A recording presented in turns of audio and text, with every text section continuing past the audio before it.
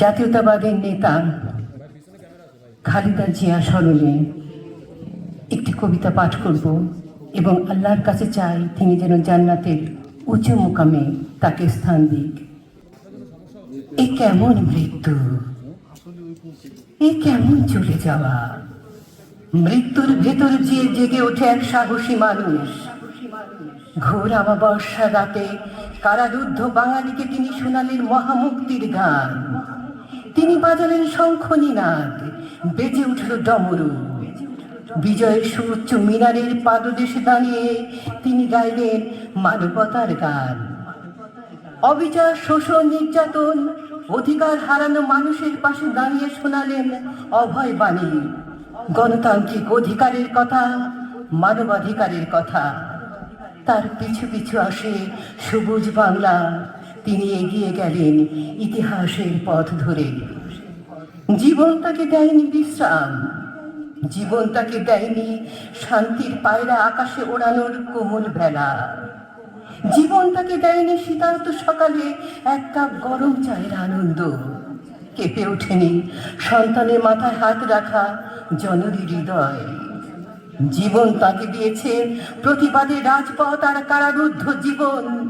ঘোর অন্ধকারের ভেতরে তিনি খুঁজেছেন আলো, আলো, আলো।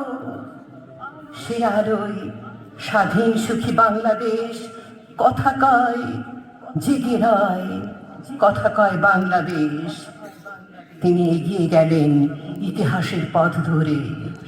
তার হৃদয় জুড়ে 52, 54, 62, 69, 71।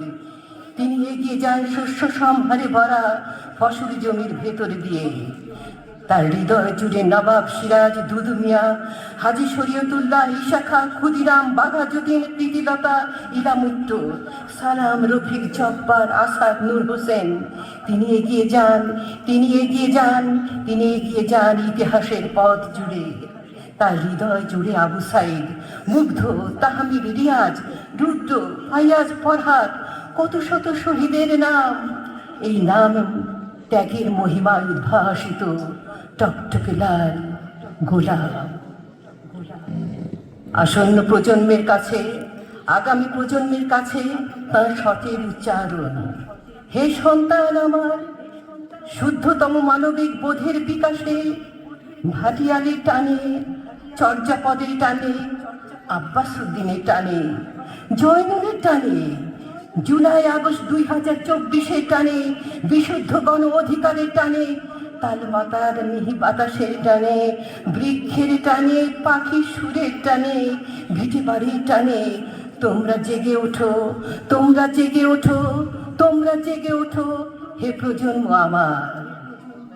কামিনীর সৌরভে, বৃষ্টির ছন্দে, প্রার্থনার ভেতরে তোমরা জেগে থাকো, তোমরা জেগে থাকো সন্তান আমার। আমার মৃত্যু হয় না, জেগে উঠি ফিনিক্স পাখির মতো। আমার কখনোই মৃত্যু হয় না। ওই দেখো, আমি চন্দ্রালোকে বিজয় মিনারের পাদদেশে, আমি তোমাদের পাশে দাঁড়িয়ে। এই তো আমি তোমাদের পাশে দাঁড়িয়ে। ধন্যবাদ।